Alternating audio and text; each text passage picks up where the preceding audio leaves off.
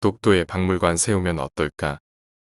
일본의 독도에 대한 집념은 우리가 상상하는 것보다도 더욱 강하고 그 주장의 역사 또한 세기를 넘어서고 있다. 그들은 선전포고도 없이 우리의 영토를 지도로 문서로 선언으로 조약과 교육으로 소리 없이 침탈하고 있다. 일본은 세계에서 사용하고 있는 지도 100개 가운데 97개는 한반도와 일본 열도 사이의 바다를 일본해로 표기하고 있다고 자신만만하게 주장하고 있다.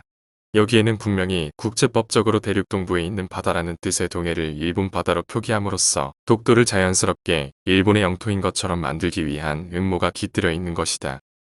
이러한 거대한 전략이 국제사회의 무관심이나 미국의 중립적인 태도의 그늘 아래에서 공공연하게 자행되고 있었음에도 우리는 아무런 국제적 대응 전략도 없이 반미가 마치 자주성의 표상인 양시대착오적인 외교 노선에 매달려 10년 세월을 허송했던 것이다. 여기서부터 독도 문제에 대한 해법이 나오는 것이 아닐까 싶다. 첫째는 독도 문제에 대한 일본 주장의 부당성을 알리는 다각적인 활동이 국제적으로 이루어져야 한다는 점이다. 이러한 활동의 부족이 미국으로 하여금 대일 강화 조약에서 독도를 한국 영토에서 제외시키도록 만들었으며 또 한때 독도를 미군 폭격기의 폭격 연습장으로 사용하도록 방치하는 결과를 가져오기도 하였던 것이다. 또한 미국으로 하여금 독도를 한일 양국의 공동 소유로 하면 어떠냐는 생각을 갖도록 하였고 또 최근에는 독도를 이안쿠르 바위로 표기하는 것을 넘어 아예 주권 미지정 지역이라고 표기할 정도가 되었다. 두 번째는 일본 지식인들에 대한 학술적인 자료의 제공이 우선되어야 한다는 점이다.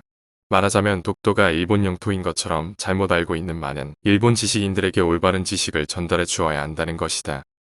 독도를 일본 영토라고 주장하는 것은 잘못된 일이라고 주장하는 일본학자도 없지 않다. 1877년 일본 내무성이 울릉도와 독도는 일본의 영토가 아니다라고 발표한 문건이나 또 울릉도와 독도는 조선 땅이니 건너가면 안 된다는 막부의 금지령을 찾아낸 일본 학자도 있다. 특히 일본 고지도에도 독도는 없다는 책을 저술한 세종대 교수 호사카 유지와 같은 학자도 있다. 그는 독도 문제에 있어 일본은 역사적인 논쟁으로 번지면 자신들이 불리하다는 걸 이미 깨닫고 영토 분쟁화하려는 속셈이라고 하면서 일본인에게 맞서려면 좀 더 장기적인 전략을 세워야 한다고 주장하고 있다. 새겨들어야 할 대목이라 할 것이다.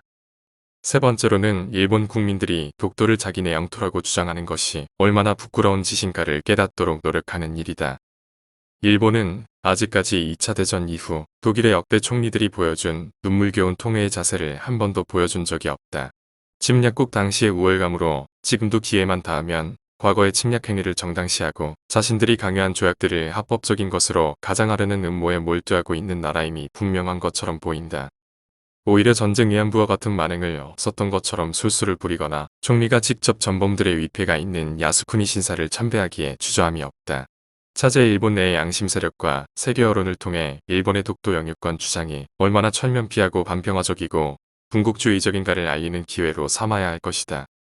네 번째는 독도에 대한 우리의 영토 관리를 좀 더 의미 있게 하자는 생각이다. 독도에 대한 어떤 하찮은 주장이라도 용납하지 않는 실효적 관리가 좀 더 가시적이고 좀 더 의미 있는 것일 필요가 있지 않을까 싶다. 최근 정부가 독도에 해양과학기지를 세운다는 보도가 있어 다행으로 생각하지만 거기에 더하여 역사박물관을 건설하고 한일관계사 자료를 전시하거나 수중 해양박물관을 만들면 어떨까? 그러나 결국은 우리의 국력 신장이 모든 영토 문제 해결에 지름길임을 잊지 말아야 할 것으로 본다. 김중희 전 환경부 장관